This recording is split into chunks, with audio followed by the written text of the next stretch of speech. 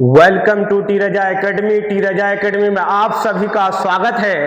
आज हम पढ़ने वाले हैं हिस्ट्री, क्लास 12 का हिस्ट्री। पिछला क्लास जहां हम रुके थे, आज हम वहीं से क्लास स्टार्ट कर रहे हैं। उससे पहले एक हम मोटिवेशनल कोट्स देखते हैं। आज रास्ता बना लिया है तो कल मंजिल भी मिल जाएगी। आज रास्ता बना लिया है तो कल मंजिल भी मिल जाएगी। हौसलों से भरी ये कोशिश एक दिन जरूर रंग लाएगी। चलिए हम क्लास का आगाज करते हैं। आइए, धोलीवीरा आज हम लोग पढ़ने वाले हैं। धोलीवीरा आज हड़प्पा सभ्यता का एक शहर पढ़ने वाले हैं जिसका नाम है धोलीवीरा, जिसका नाम है धोलीवीरा। चलिए इसके बारे में हम लोग पढ़ाई करते हैं। धोलीवीरा का जो खोज हुआ था 1990 से 91 के बीच में हुआ था। यह गुजरात के कच्छ जिला में, नदी का नाम है लूनी नदी। यह गुजरात का कौन सा जिला में? कच्छ जिला में है। और आप सबको पता है कच्छ जिला हमारे देश का सबसे बड़ा जिला है। ये कहाँ है? तो लूनी नदी के तट पर स्थित है। इसकी खुदाई रविंद्र सिंह बिष्ट ने किया था। यानी धोलीवीरा का खोज कौन किया था? रविंद्र सिंह बिष्ट ने किया था। यह सिंधु सभ्यता का सबसे बड़ा स्थल है। यह सिंधु घाटी सभ्यता के कुछ अवशेष और खंडर मिले हैं। कहाँ है? यह गुजरात के कच्छ जिला में, नदी का नाम है भोगुआ नदी। यह भोगुआ नदी के तट पर स्थित है। यहाँ से कलश सावधान मिले हैं। कलश सावधान मिला है। घोड़ा की हड्डी मिला है। इसकी खुदाई जगपति जोशी ने किया था। फिर हम लोग पढ़ने वाले हैं लोथल। क्या पढ़ने वाले हैं? लोथल। इसकी खोज 1954 में हुआ था। इसकी खोज 1954 में किसका? लोथल का। इसका उत्खनन SR राव द्वारा किया गया था। ये गुजरात के अहमदाबाद में है। कौन सा नदी? तो भोगुआ नदी के किनारे पर है। लोथल की खोज 1954 में किया गया था। कौन किया था? SR राव ने किया था। और ये अहमदाबाद के भोगुआ नदी के किनारे स्थित है। यह सिंधु सभ्यता का एक बहुत बंदरगाह स्थल है। कभी एग्जाम में पूछता है सिंधु सभ्यता का बंदरगाह स्थल कौन सा शहर में है? तो बताएंगे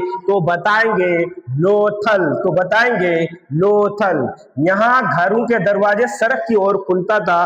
जिधर से सड़क होता था दरवाजा उधर से ही खुला हुआ रहता था। यहाँ से निम्नलिखित वस्तुएं मिला। यहाँ से कौन कौन सा वस्तुएं मिला वो देखने वाला है। फारसी की मोहर मिला है। धान व बाजरे की खेती के परमाणु मिले हैं। आटा पीसने वाली चक्की मिला है। मनकू के कारखाना, मन का कहते हैं घड़ा बनाने का कारखाना मिला है। कुत्ते की मूर्ति मिला है। बकरे की हड्डियां मिला है। 3 युगल सावधान मिला है। 3 युगल सावधान का मतलब होता है 3 शव एक ही कब्र में मिला है। यहाँ एक कब्रिस्तान मिला है जिसमें एक दंपति को दफनाया गया है जो सती प्रथा का प्रतीक है।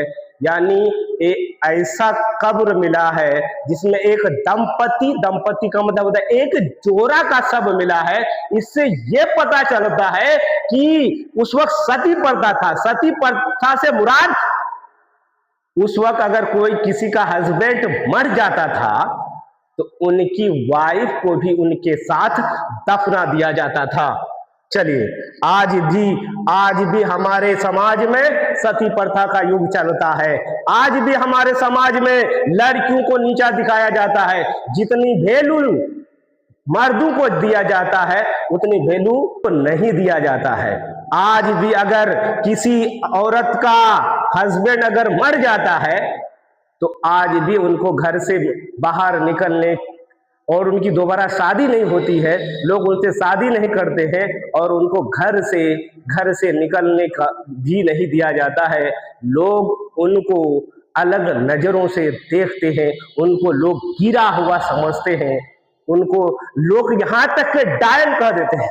चलिए आ जाइए तो हम लोग पढ़ने वाले हैं रंगपुर। किसके बारे में पढ़ने वाले हैं? रंगपुर। इसकी खुदाई 1953 से 54 के बीच में हुआ था। यह गुजरात तट के काठियावाड़ जिला, गुजरात में एक जिला है काठियावाड़ जिला, वहीं मिला है। कौन सा नदी? तो सुखभादर नदी। कौन सा नदी? सुखभादर नदी। इसका उत्खनन रंगनाथ राव ने करवाया था। इसका उत्खनन रंगनाथ राव ने किया था। यहां से चावल के भूसी पाए। और हम आगे पढ़ेंगे हड़प्पा सभ्यता से प्राप्त अवतल चक्की आज भी हमारे गांव में गेहूं पीसने का काम, चावल पीसने का काम किया जाता है, जिससे लोग अलग अलग तरह से डिश बना करके क्या करते हैं? खाते हैं। यह चक्की जो मिला था हड़प्पा सभ्यता में मिला है। अर्नेस्ट मैके, एक आदमी का नाम है अर्नेस्ट मैके को अपने उत्खनन में वर्तमान में पत्थर की चक्की की तरह एक अवतल पत्थर मिला है, जिसका वर्णन उन्होंने 1937 में अपनी रिपोर्ट फर्दर एक्सक्यूवेशंस एट मोहनजोदारो में किया है। अर्नेस्ट मैके के अनुसार दो प्रकार की चक्कियां मिली है। एक ऊपर वाला छोटा पत्थर जिसे आगे पीछे चलाया जाता था, एक बड़ा पत्थर मिला है जिस पर जड़ी बूटी और मसाले को पीसा जाता था।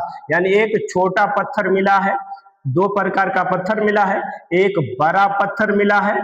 इस पत्थर में जड़ी बूटी को रखकर नीचे वाले पत्थर में, बड़े पत्थर में जड़ी बूटी को रखकर ये ऊपर वाला पत्थर से पीसा जाता था।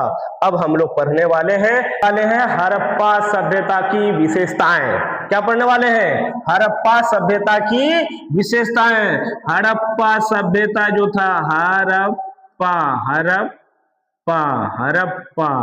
सभ्यता क्या था? एक शहरी सभ्यता था। शहरी सभ्यता था। क्या था? एक शहरी सभ्यता था। यानी यहाँ के लोग जीवन यापन जो करते थे शहर के तरह करते थे। और यहाँ की सड़कें एक दूसरे को समकोण पर काटती थी और पूर्व पश्चिम दिशा में थी, जिससे हवा द्वारा सड़कें सोते ही साफ हो जाता था। यानी रोड पूर्व पश्चिम दिशा में था और हवाएं अक्सर उस वक्त चलती थी उत्तर दक्षिण दिशा में। ऐसे मान के चलिए ये पूर्व पश्चिम दिशा में है, उधर से हवा आया, सोते ही उसको क्या करता था? साफ कर देता। देखिए लोगों का सोच, देखिए सड़क कैसे बनाना। हमारे यहाँ सारा कचरा, यहाँ तक के रोड में गाय बकरी भैंस सारा कुछ एकदम रोड में। कहीं कचरा किसी को घर से निकाल के फेंकना है, जाओ रोड में फेंक दो। एक गाय बांधना है रोड में, बैल बांधना है, अगर गोबर का मान कहाँ रखना है तो रोड के किनारे रख दो। आज यहाँ के लोगों का सोच, और सोचिए आज से 5000 साल पहले लोगों का सोच कैसा था। वहां नालियां जो होता था रोड के किनारे वो ढका हुआ होता था। नालियां क्या होता था? ढका हुआ होता था। आज से 5000 साल पहले नालियां क्या होता था? ढका हुआ होता था। मगर हम लोग कौन सा एरिया में? ग्रामीण एरिया में है। हम लोग कहाँ हैं? ग्रामीण एरिया में है। यहाँ मगर दूर दूर